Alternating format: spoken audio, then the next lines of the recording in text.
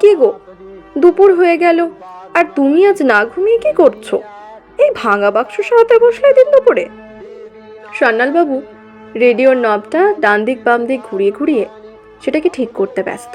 চশমাটা চোখ থেকে নামিয়ে তিনি তার স্ত্রীর দিকে তাকিয়ে বললেন, কি আর করা যাবে বলো, একবার না হয় চেষ্টাই করলাম, যদি সে আগের মতো বাঁচত।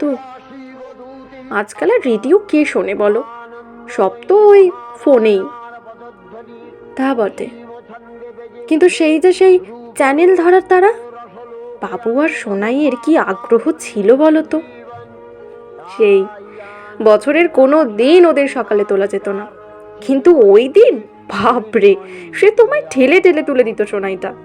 হ্যাঁ, আর তুমি মশারির দড়িটা খুলে দিতে, আর জানালা দিয়ে আশ্বিন মাসের ঠান্ডা হাওয়া।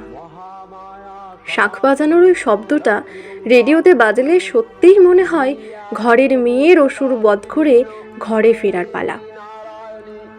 আচ্ছা, শিউলি ফুটেছে গো। কলি এসেছে। সান্যালবাবু রেডিওটা রোদের দিকে মুখ ঘুরিয়ে দিয়ে চশমাটা নিয়ে উঠে গেলেন ঘরের দিকে।